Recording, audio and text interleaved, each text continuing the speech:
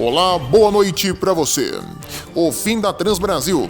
A NTT suspende a operação da empresa até que sejam comprovadas condições indispensáveis para a operação. A polícia está atrás. Bandidos colocam fogo em ônibus na zona norte de Manaus. Em instantes, você confere essa e outras ocorrências do mundo rodoviário. Segurança na rodagem. TCE realiza fiscalização em ônibus escolares de Pernambuco. Vagas de emprego. Contígio e Expresso Nordeste estão com vagas abertas para motoristas de ônibus. Nas notícias internacionais, empresa de ônibus do Reino Unido inicia os testes com veículo autônomo. Denúncia no Jornal do Ônibus. Motoristas do transporte público de Maringá estão na bronca e já os detalhes para você. Na Bahia, a situação do transporte público da capital não tá nada fácil. Ainda hoje, você também confere tudo em detalhes. E ainda, reportagem especial. Existem diferenças de fabricação do Torino nas diferentes fábricas da Marco Polo. Essas e outras notícias você confere agora no Jornal do Ônibus. Fique com a gente!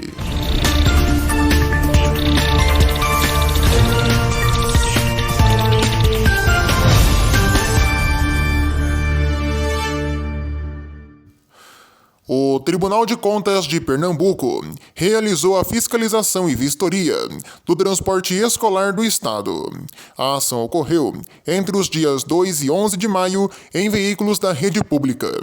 Segundo o TCE, ao todo, 4.319 veículos foram vistoriados em pelo menos 184 municípios, passando por uma equipe de 95 pessoas. Todos os coletivos passaram por um grande checklist.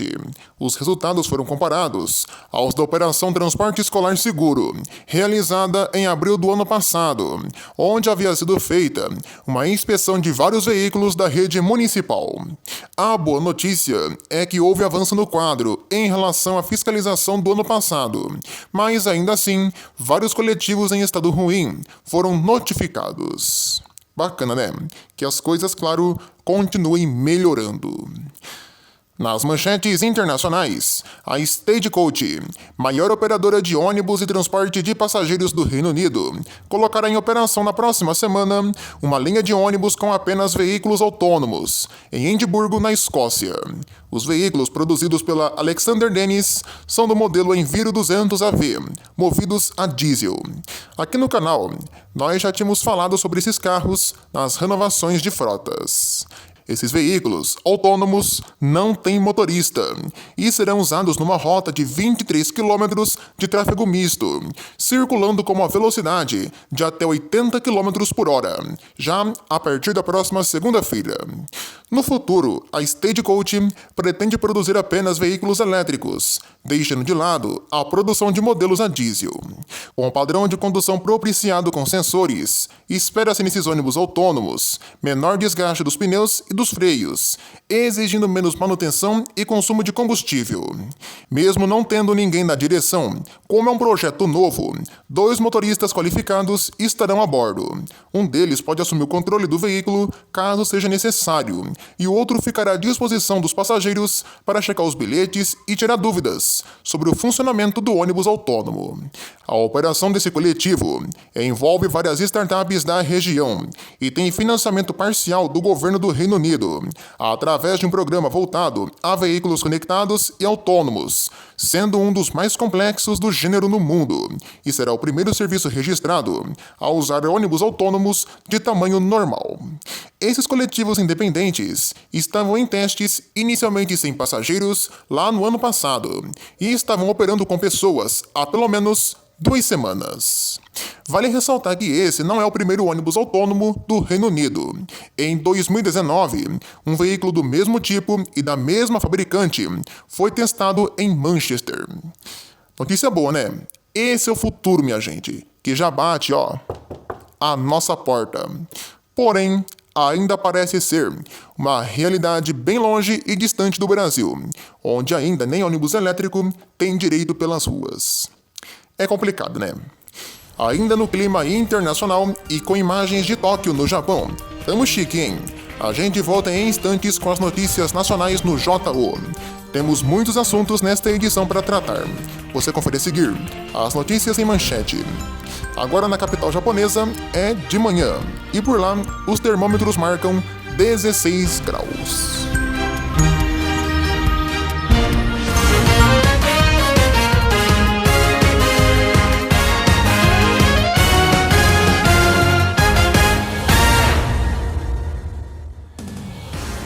Bandidos colocaram fogo em um ônibus urbano no bairro Santa Etelvina, na zona norte de Manaus, no Amazonas. O caso ocorreu em um dos veículos do transporte alternativo.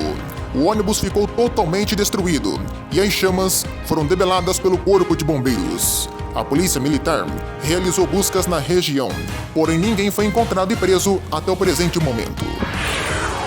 Em Pernambuco, um ônibus também foi incendiado.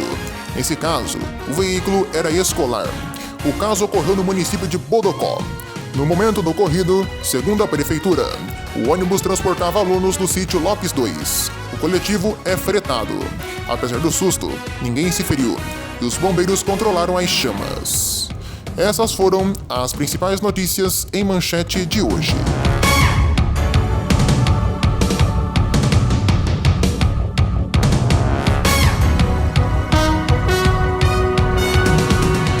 A Superintendência de Serviços de Transporte Rodoviário de Passageiros da ANTT, a Agência Nacional de Transportes Terrestres, restabeleceu medida cautelar que suspende a comercialização de bilhetes da TCB, Transporte Coletivo Brasil ou simplesmente Transbrasil, até que sejam feitas comprovações técnico-operacionais que são indispensáveis para a operação do serviço. A decisão SUPAS número 270 esclarece os pontos a serem corrigidos pela empresa e que não são atualmente atendidos. São eles: pendência de infraestrutura, ausência de assinaturas em alguns documentos enviados, ausência das declarações de terminais rodoviários permitindo a realização de embarques e desembarques e a necessidade de alterações no cadastro dos pontos de parada. Além disso, a agência destaca a ausência de inscrições estaduais em alguns estados que opera ponto de seção, desatendimento de frequência mínima para alguns mercados e, por fim, necessidade de ajustes nos esquemas operacionais em decorrência das pendências de infraestrutura. Por conta dessa decisão, 16 linhas/serviços serão afetados. A decisão finaliza dizendo que os direitos dos passageiros deverão ser assegurados pela transportadora, principalmente a devolução dos valores pagos ou a aquisição de bilhetes de passagem em outra empresa autorizada. Sendo assim, a Transbrasil está proibida de operar. E segue, né, gente, esse balaio de gato entre a ANTT e TCB, já que uma hora a agência proíbe e a justiça libera. Na outra, a justiça proíbe, mas a agência libera. É um caos. É uma situação que se arrasta há muitos anos e vai ficar ainda nesse vai e vem danado. Complicado. Mudando de assunto, alguns inscritos aqui do canal me procuraram e me trouxeram uma dúvida. Existem diferenças de fabricação do Torino nas diferentes fábricas da Marco Polo pelo Brasil? Muita gente deve se perguntar em relação a isso. Essa é uma reportagem especial do JO de hoje, já que normalmente a gente não tira dúvidas aqui de forma aleatória no canal. Mas hoje vale a pena. É bem interessante. Vem comigo conhecer. Vamos lá. Existe alguma diferença? Não, gente. Não existe diferença nenhuma na fabricação do Marco Polo Torino, independente se ele foi feito em Caxias do Sul ou em São Mateus. Até surgiu recentemente um boato de que a versão simples era exclusiva de uma fábrica e a completa de outra, mas não passa de balela. Essa conversa de Torino de primeira e segunda linha não existe, é boato. O modelo é igual, independente da versão. A única coisa que muda é que na hora de comprar o veículo, o empresário escolhe entre a versão básica, que tem faróis redondos, e um acabamento mais simples, e a versão completa, que tem um acabamento melhor e faróis de LED. No mais, o modelo é o mesmo. Haviam conversas de que a versão simples só saía no Espírito Santo e a completa no Rio Grande do Sul. Mentira! Quem acompanha nossos vídeos sabe que isso é conversa fiada. Mostramos aqui no canal recentemente que a empresa Valadarense de Minas Gerais recebeu o Torino completo. E adivinha de onde? São Mateus. Na próxima segunda-feira, nas renovações de frotas, vamos falar da Aviação Ideal do Rio, que recebeu o Torino completo, também de São Mateus. Já a versão simples, além do Espírito Santo, sai no Rio Grande do Sul também. Mostramos aqui no canal, há cerca de 2-3 meses, que 3 empresas de Florianópolis, lá em Santa Catarina, receberam Torino simples, vindos lá de Caxias. Ou seja, minha gente, não caiam nessa historinha de primeira e segunda linha, ou que um modelo é dessa fábrica e o outro dessa, porque isso não existe. É fake essa informação. Para fechar, vale ressaltar que as 2 fábricas da Marco Polo, tanto do Rio Grande do Sul, tanto do Espírito Santo, estão fabricando Torino de forma simultânea. Porém, vale lembrar que 80% das vendas do modelo saem de São Mateus, principalmente a versão mais simples, justamente pela planta de lá ser voltada a urbanos e ter um foco maior nessa fabricação, enquanto a fábrica de Caxias do Sul fica mais voltada aos modelos rodoviários como o G8. Independente disso, o Torino é feito em ambas as unidades e de maneira igual, independente da versão, seja simples, seja completa. Na sua cidade, se a empresa renovar a frota, o Torino simples pode vir tanto de Caxias, tanto de São Mateus. O mesmo vale para a versão completa. Como eu disse, não existe esse negócio, esse papo furado, essa balela e essa mentira de que um Torino é dessa fábrica e o outro é dessa. É fake, não existe. Ainda hoje no JU, denúncia no transporte público de Maringá. E veja a seguir, as vagas de emprego. Imagens de Porto Velho em Rondônia para você. 28 graus.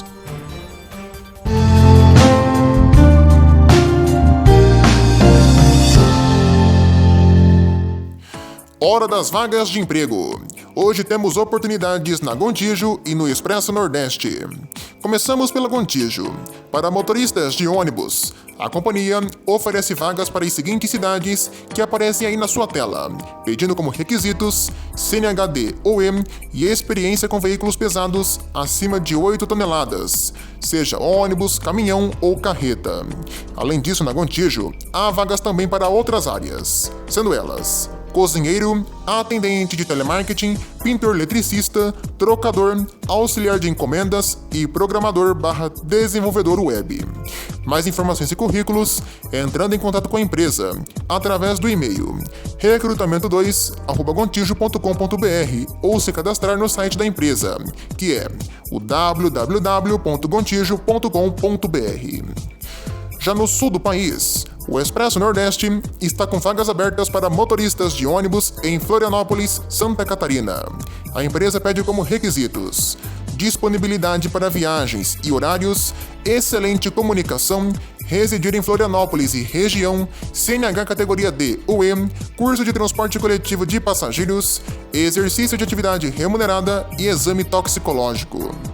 Interessados em enviar o currículo em anexo, indicando o nome da vaga no assunto, para o e-mail rh.expnordeste@gmail.com ou mandar pelo WhatsApp DDD 44 9 35 18 40 55. Vale lembrar que não adianta você entrar em contato com a equipe do canal. Para conseguir a vaga, é necessário você entrar em contato com a empresa. E estamos aqui apenas para te informar. Corra, gente!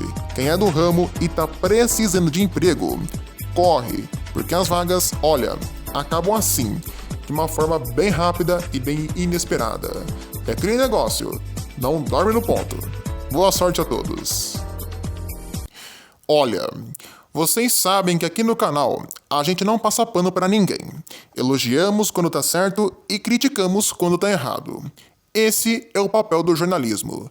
E dessa vez tem coisa errada na parada. Aqui em Maringá, alguns motoristas de ônibus do transporte público da cidade estão na bronca com a TCCC. O motivo seria os horários muito apertados que os motoristas estão tendo que fazer. Segundo eles, não existe intervalo entre um horário e outro. Você chega no terminal e em menos de 5 minutos já tem que sair. Outra reclamação da categoria seriam os intervalos de almoço e descanso que estão sendo reduzidos. E também o controle do horário de saída e chegada na empresa, onde você chega e não sabe a hora que você vai embora. Por fim, as horas extras também estão sendo controladas pela empresa e os profissionais estão sendo submetidos a trafegar em linhas em que eles não conhecem o itinerário. Segundo o que me passaram, isso tem ocorrido apenas na cidade de Canção. Na empresa Cidade Verde, que opera no metropolitano, não existe esse tipo de reclamação, pelo menos até o presente momento. Bom, o que eu acho de tudo isso? Os motoristas e até ex-motoristas estão certíssimos em denunciar isso. Tem que falar mesmo, até porque a prefeitura cria mais horários para as linhas e a empresa não bota mais carro para rodar. Querem economizar ao máximo, colocando o profissional em risco. Depois que acontece um acidente grave, botam a culpa no coitado do motorista, sendo que a jornada que o cara faz é exaustiva e cansativa. É necessário que haja a contratação de mais motoristas, urgentemente. Eu já fui ali no terminal e essa é a mais pura verdade. Os ônibus da TCCC não ficam nem 10 minutos ali parados. Já os da Cidade Verde não, eles ficam até 10 ou 15 minutos ali. É pouco, porém dá um certo descanso para o motorista. Eu percebo que esse tipo de coisa só acontece na cidade de Canção. É complicado. De um lado, a prefeitura quer colocar mais ônibus para o povo, e do outro, a empresa é pão dura, mão de vaca e quer que o motorista trabalhe como um verdadeiro escravo. Eu lembro que quando eu fui gravar os novos IP5 no terminal, havia lá um representante do sindicato falando algo a respeito disso. Se não melhorar, pode vir greve por aí. Que providências sejam tomadas. Na Bahia, a situação do transporte público de Salvador também vai de mal a pior. Os motoristas de ônibus da cidade e do BRT estão em ameaça de greve. Sim, repetindo, os motoristas de ônibus de Salvador, tanto os ônibus convencionais, tanto o BRT, estão em ameaça de greve. Eles pedem melhores condições de trabalho e aumento de salário. A extinção dos cobradores também está em jogo. No último domingo, houve uma paralisação de 24 horas na cidade. E isso é um ponto a ser contestável, já que nesse mesmo dia, houve a apresentação da nova frota de ônibus da Plataforma Transportes, uma das empresas que operam na cidade. E isso, claro, foi entendido pelo povo da região como um ato de desespero, já que os veículos foram mostrados à população crus, pelados, sem validador, sem placa, sem câmeras, sem nada. Só com a pintura e lataria mesmo. Foi assim de netão. Isso está sendo entendido como um ato para maquiar os bastidores do serviço, já que nunca fizeram isso. Sempre quando eles renovavam a frota e apresentavam os veículos pela cidade, os ônibus eram mostrados com placa e validador, o que não rolou dessa vez. Além do mais, os coletivos já entraram em operação. Dessa forma mesmo, praticamente cruz. É de fato um desespero, até porque o evento foi muito curto e aconteceu no subúrbio de Salvador, uma região até mesmo menos populosa. Normalmente, os ônibus novos são apresentados em regiões de maior movimento. De fato, causa uma certa estranheza essa apresentação ter sido feita no mesmo dia da paralisação. Novos desmembramentos devem acontecer nos próximos dias. E, claro, estaremos de olho nisso tudo. Até porque o clima é de que as empresas, principalmente a plataforma, está sem dinheiro. Segundo informações que me passaram, usaram o dinheiro tudo para renovar a frota e agora não querem aumentar o salário. A situação, inclusive, está bem complicada por lá.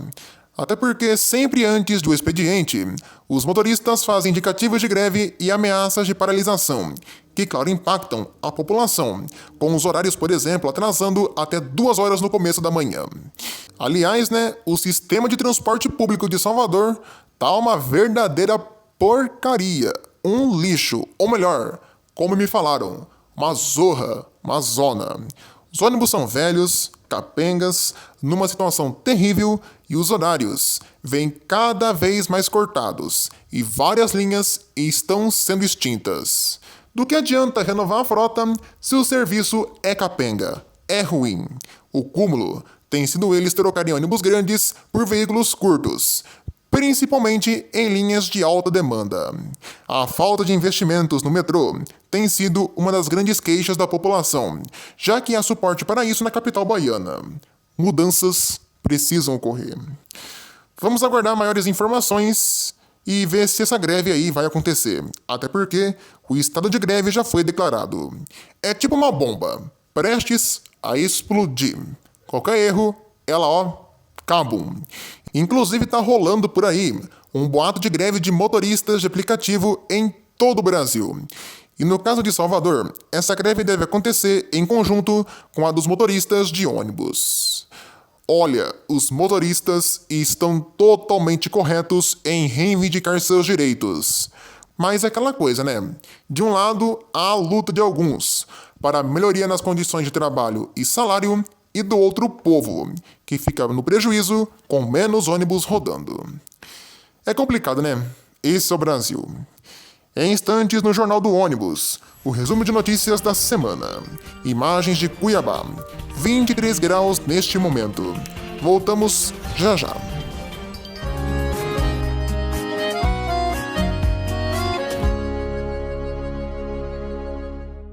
Hora do nosso resumo de notícias da semana. Mostramos aqui no canal nessa semana as últimas notícias da Itapemirim. Mais 2 linhas retornaram à operação e Sidney Piva entrou na justiça para reatar o controle da Itaéreo. Na NDT, Princesa dos Campos e Cometa ganharam linhas e seções, enquanto a Transbrasil ficou impedida de operar. No Rio de Janeiro, segue o vandalismo no BRT Rio, com mais 2 coletivos vandalizados. Também no sistema, uma mulher foi quase atropelada e prensada por um ônibus, e uma garagem com veículos desativados pegou fogo. Fogo também em Petrópolis, que destruiu cerca de 70 ônibus da Cascatinha Petroita. Uma rede de solidariedade foi montada para ajudar as empresas. Aliás, o fogo também consumiu vários outros ônibus pelo Brasil.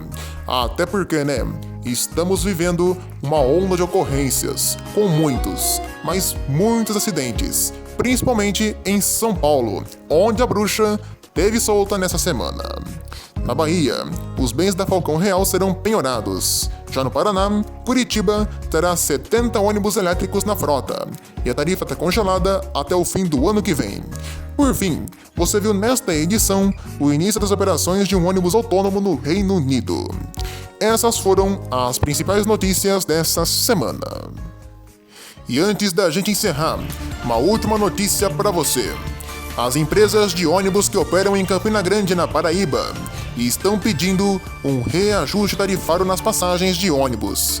Elas querem que o aumento seja de 95 centavos. Caso sejam atendidas, o valor da tarifa sairia dos atuais R$ 3,75 para R$ 4,70. Porém, isso não deve acontecer. Em contraproposta, a Prefeitura apresentou um reajuste de apenas 35 centavos, com o valor subindo para apenas R$ 4,10.